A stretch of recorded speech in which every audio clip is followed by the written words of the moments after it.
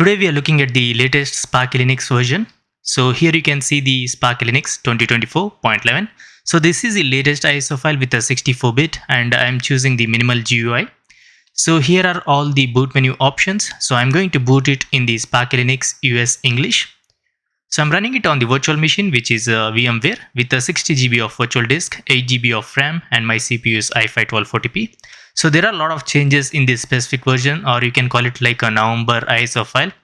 So you can see all the information in the release notes itself, or else I'm going to show you everything. So here you could be seeing the SparkyLinux loading screen. So the booting process will take like a minute maximum, or else plus or minus like a more time or lesser time. So it's going to take a few more seconds, and about what it's based on and the desktop environment, I'm going to show you everything. So it's going to take a few more seconds, and the user experience will be completely different when you install it on the PC. So right now we are running it on the virtual machine, so the user experience and also the CPU RAM consumption will be also a bit different. So you need to understand some of these common things, and you should be good with all the information.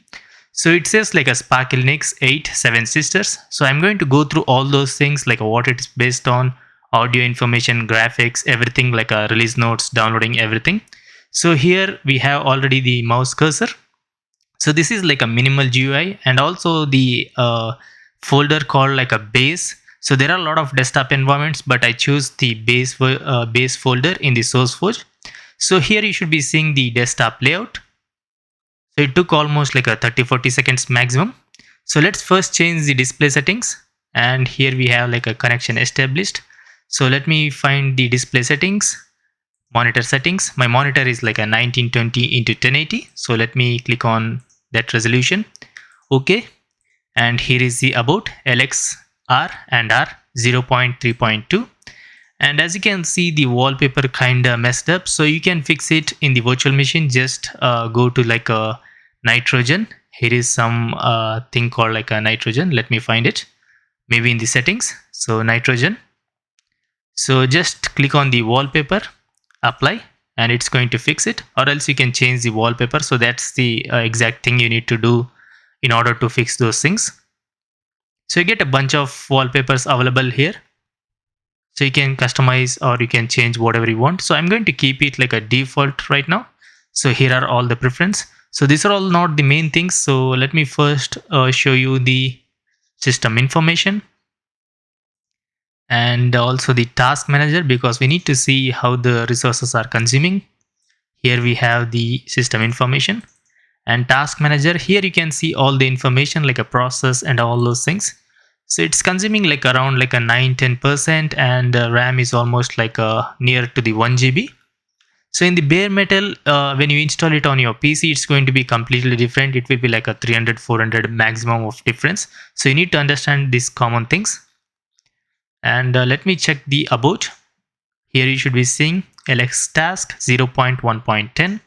So I'm going to keep the task manager in the right side corner like this, so you can see all the changes throughout the video and you can judge it on your own. And here is the information. So it says like a SparkyLinux 8 7 sisters. So the Linux kernel 6.11.5. So the 6.11.5 is the latest stable version right now. So here is some other information like a 32-bit, 64-bit, some if you want some information, you can just pause the video and read everything here, but other things are right here.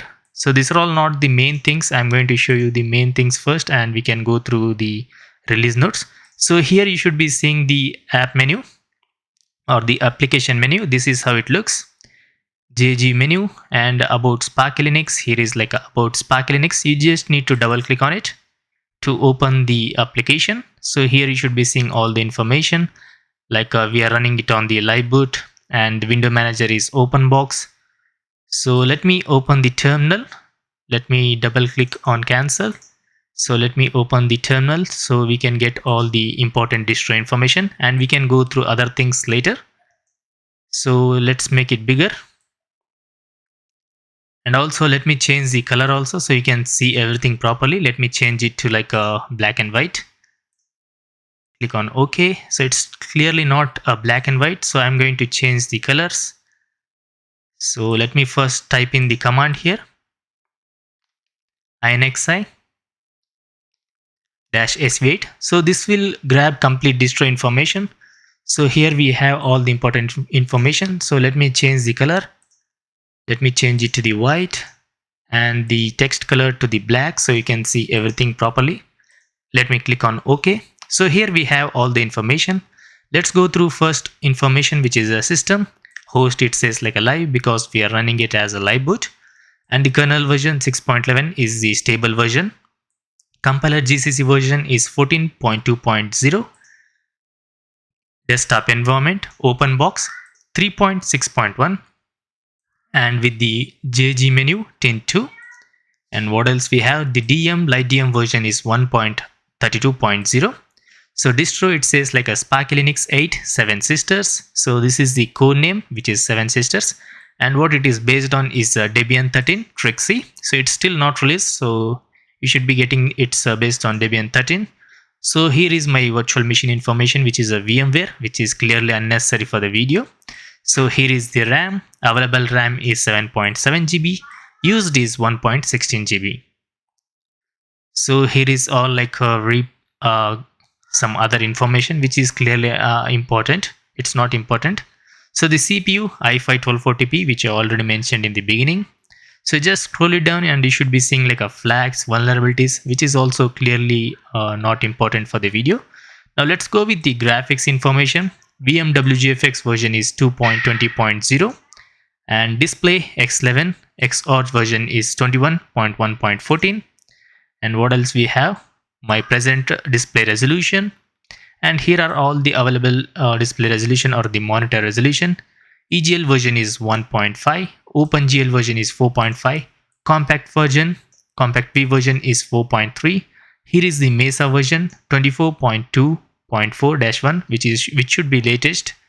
And the audio, now let's go with the audio. Here is the ELSA, and Pipewire version is 1.2.6. And here are some other information like a network, Bluetooth, repos, and like sensors and everything, which is clearly unnecessary for the video. But if it's important, you can get all the information. And about the CPU, here is the CPU and RAM. So try to get all the information. And let's see how much RAM it's consuming here. So it's going to show you here. So 1.16. So here it shows like a 885 MB. So it's better to try to type in the terminal, or you can install the Hestop or Beta++ and get exact RAM. So let me type in. So before that, let's go through all the other things like a process 287. Uptime is almost 4 minutes. And what else we have? Compiler GCC version I already mentioned. Init systemd version is 256. Shell bash version is 5.2.32. And inxi version is 3.3.36. So let me type in cat /etc/issue. It says like a SparkyLinux 8 7 sisters. So let's try the neofetch. Hit enter.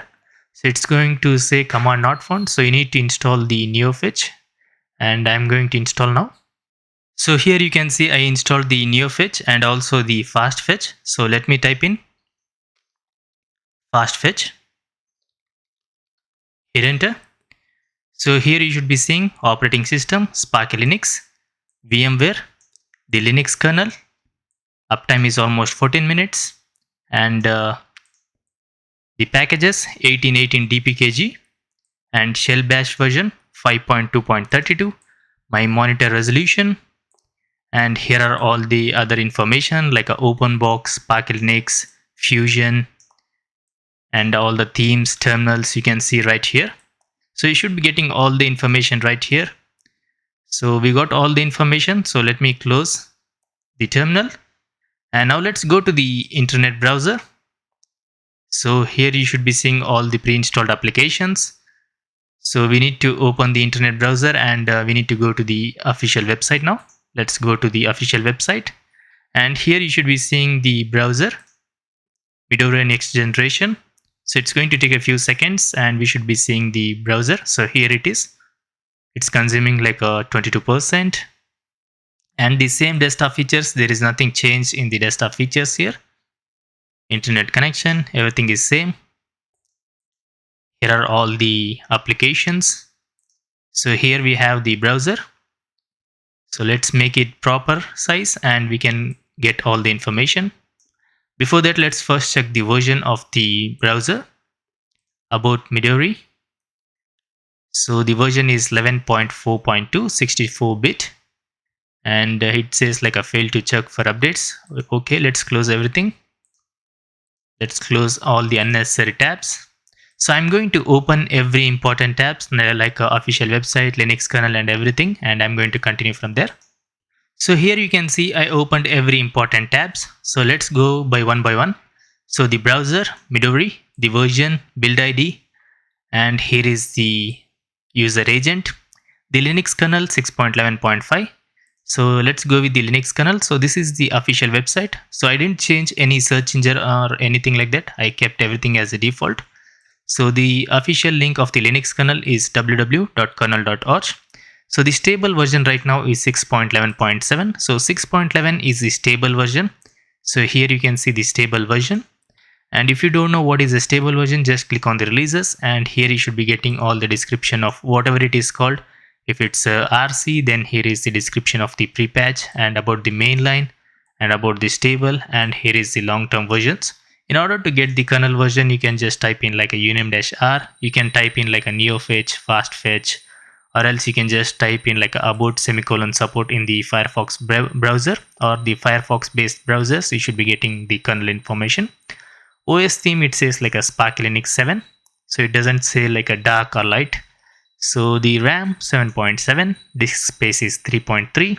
Here is like a browser information, and other things you should be seeing like a LLVM and Mesa and everything. So I already showed you every information in the terminal itself, so you don't have anything left here. So you should be seeing the desktop environment open box, window protocol X11, Mesa version, my present monitor resolution. So these are all some browser information. If anything is important, you can just go through one by one by pausing the video. So we got all the information from the Linux kernel and also from the browser. So here is the official website. Let's click on the SparkyLinux. So the official link is the sparkylinux.org. You can directly type in like this in your browser and it will take you directly to the official website. So here is the SparkyLinux news. Click on it and you should be seeing the SparkyLinux 2024.10. You can call it like a November edition, or you can call it like a October edition, or else you can call it like a 2024.10 or -10, because the 10th monthly Sparky project and information is right here. The Linux kernel updated up to 6.11.5. 6.6 is the long-term version, 6.1 is also the long-term, and 5.15 is also the long term. So all these long term versions end of life is on December 2026. About this stable version, you already know all the description in the Linux kernel. I already showed you in the official Linux kernel website. And the other things are like a package WhatsApp for Linux changed its name to Vasislos. So the WhatsApp for Linux is changed to this name. So you need to, if you want to install, you can install with this name. And added to repos Floorp browser. So about the Floorp browser, I'm going to show you in a minute. And other things looks like empty window of APTus AppCenter is solved. Thanks for our community members. So these are all the main things of this specific version, which is 2024.10. The ISO release note information is on November, but the ISO file it says like a 2024.10. So about the Floorp browser, if you want to install the browser, so let me show you that. So randomly clicked on something. So let's go back to the, so here is the installation of Floorp browser. You can install the Floorp browser right now, right here. So you just need to install like a sudo apt Floorp. So let's try it. Let's open the terminal and you can install it. Click enter and it's going to take a few seconds maybe. So it's like a 92.9 MB and I'm running it on the virtual machine, so it should be a bit slow. So let's wait for a few more seconds and we should be seeing the Floorp browser. And these are all the things you should be seeing in this specific version. Let's go back. So these are all the main changes of this 2024-10 or the November edition.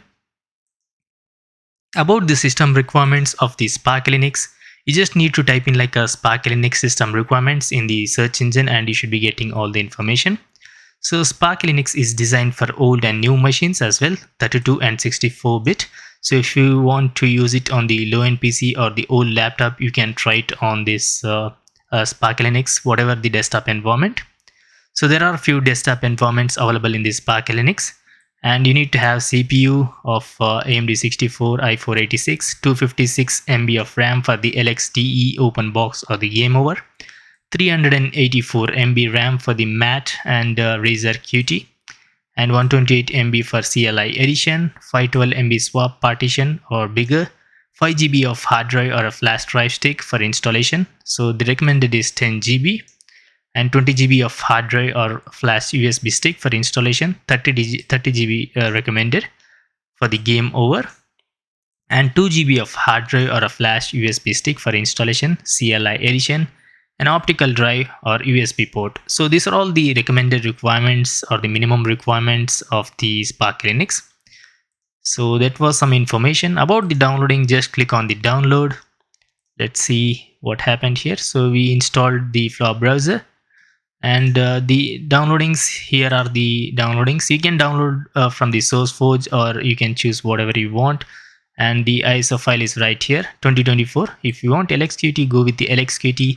For the MAT, here is the MAT, XFCE, KDE, and other things like a minimal GUI and minimal CLI. So I'm using the minimal GUI right now. So here are the special editions. So special editions are from the 2024-08. So the 2024.11 latest version, you can download whatever desktop environment you want. So I choose this one, and also I'm trying the same version right now. So it will take directly to the SourceForge and it should be good. So it's going to take a few seconds and we should be installed. We should be downloading the ISO file. So here is the ISO file. So always check the ISO file whether you downloaded the correct one or not. So here we have the version. So this was some of the downloadings and everything. So let me close everything because we got all the information. So here you can see the Floorp. So I'm just going to double click on it. So we should be seeing the Floorp browser, and here we have the terminal. Let me close it. So if you want to go through all the Floorp browser, here is all the information, and if you want to get additional information, you can go to the SparkyLinux website itself and get. So about Floorp and everything is right here. So 11.2.20.0. So if you want what's new, you can click from here. And let me type in like a about support. So here you should be seeing all the about support information. You can go through by slowing down the video, or you can pause the video and read everything. So these are all the main things of this new browser. So additional information is in the SparkyLinux and also from right here. So you can go through and check all the information because we covered pretty much everything from the specific release. So that's the reason I'm just going to close everything. So you just need to install the Floorp browser. Just copy the command from the SparkyLinux and you should be good with the installation. And what else we have is last thing. Let me show you some other things. So the JGU menu, the Raspberry Pi imager, here is the AppCenter. Just double click on it. Here is the Synaptic Package Manager. And what else we have? The Power Manager. I kept everything as a default, so I didn't change anything. About the system upgrade, here is the system upgrade and the installer. So installation is also this pretty much same, nothing is complicated. So I changed, I showed you the main changes. So other than that, there is literally nothing more than that. So you don't get any applications or anything in the minimal GUI. So you should be getting some basic things.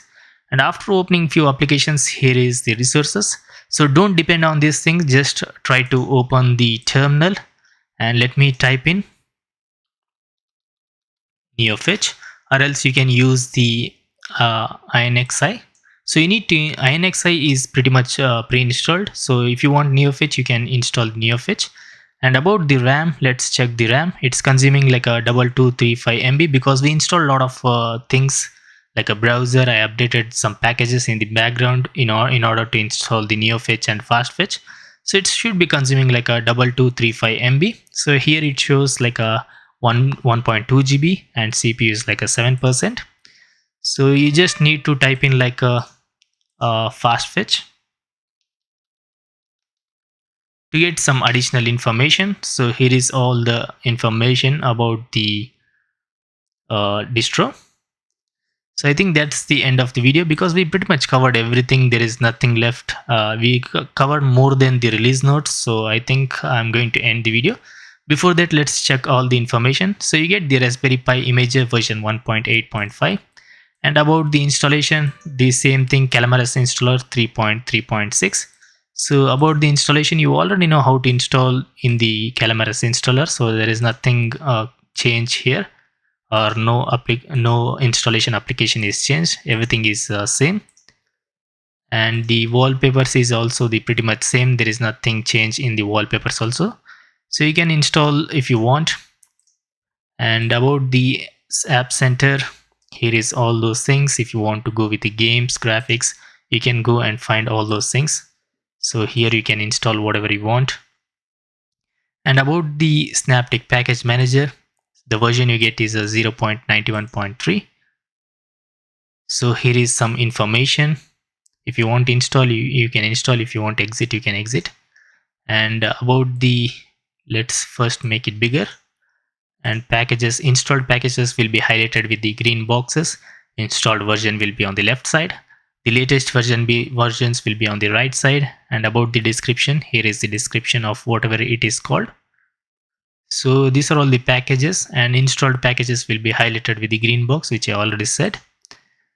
So let me close everything. And at the end of the video, this is all the process resources.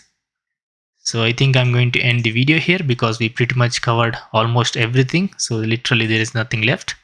So here if you want to restart, you can restart. So it's going to change everything. That's it. It's not going to completely restart your PC. And about the logout screen, let me show you the logout screen and I'm going to end the video. So I'll be posting 2 videos daily. If you want to subscribe, you can subscribe. So here is username and password. You already know username and password, which is already given in the official website itself. So here are the sessions, accessibility, date and time, and I think that's the end of the video. And if you like this video, give the video a thumbs up button. It will help my channel also. And if you want to subscribe, you can subscribe, because as soon as the video is posted, you should be getting the notification. So better turn on the notification also. So thanks for watching. Peace out.